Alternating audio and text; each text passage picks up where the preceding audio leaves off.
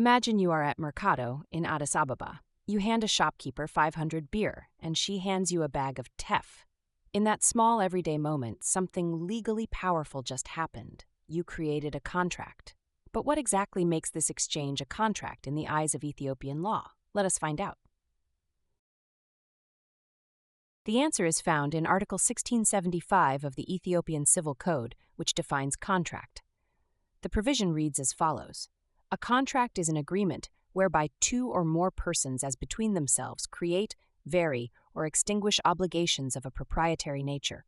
This single sentence is the foundation of the entire law of contracts in Ethiopia, and every student of contract law must understand it word by word. Let us now break this definition into its essential elements.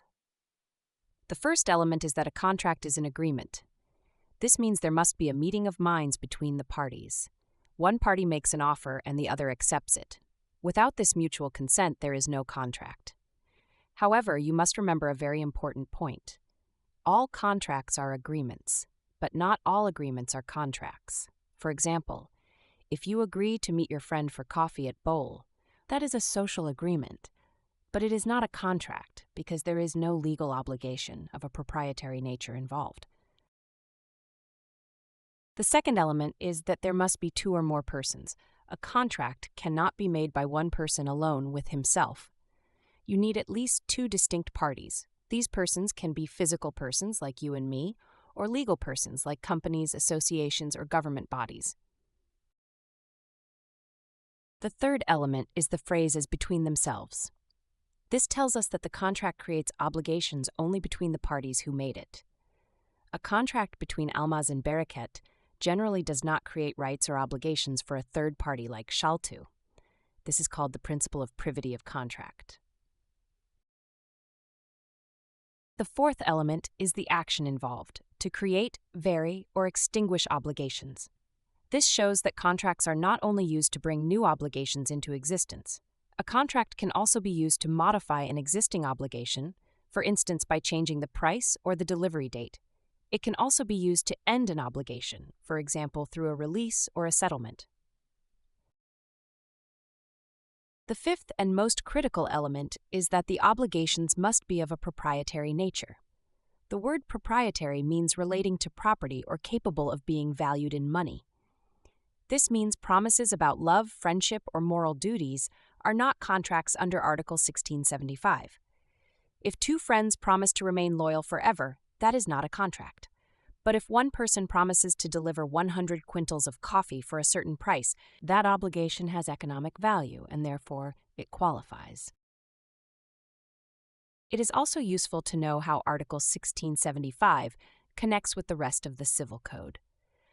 The provisions on contracts in general, from Article 1675 to Article 2026, do not only govern contracts. Under Article 1677, they can also extend to obligations arising from other sources, such as tort or unlawful enrichment, as long as the rules are relevant. Furthermore, under Article 1676, Sub-Article 2, these general provisions apply to special and commercial contracts only when they do not conflict with the special rules. This reflects the Latin maxim specialia generalibus derogant, meaning special rules override general rules. Additionally, the requirements implied in this definition, namely consent, capacity, object, and form, are the four pillars of a valid contract. Defects in consent or capacity make a contract voidable, meaning one party can ask the court to invalidate it. Defects in object or form make the contract void from the very beginning, meaning it has no legal effect at all. Now, let us apply this to a concrete scenario. Suppose Dawit, a coffee farmer in Jimma, agrees with Hana, an exporter in Addis Ababa, that he will deliver 50 quintals of washed coffee beans every month for 1 year, and Hana will pay him 200,000 birr per delivery. Is this a contract under Article 1675? Let's check each element. First, there is an agreement because Hana made an offer and Dawit accepted. Second, there are two persons, Dawit and Hana. Third, the obligations are between themselves. Dawit's neighbor has no rights or duties under this deal. Fourth, they are creating new obligations, namely delivery and payment. Fifth, the obligations are clearly of a proprietary nature because coffee and money both have economic value. Therefore, this qualifies as a contract under Ethiopian law, and it is enforceable. Now compare this with another scenario. Suppose Dawit promises Hana that he will pray for her every morning. Even if Hana accepts and they shake hands on it, this is not a contract, because the obligation is spiritual, not proprietary, and the courts cannot enforce it. For your exam, here are the key points to remember. Memorize Article 1675 word for word because examiners often ask you to recite or apply the definition. Always identify the 5 elements: agreement, 2 or more persons, between themselves, the action of creating, varying or extinguishing, and the proprietary nature of the obligation. Remember that the proprietary nature element is the most commonly tested because it distinguishes contracts from social, moral, or family agreements.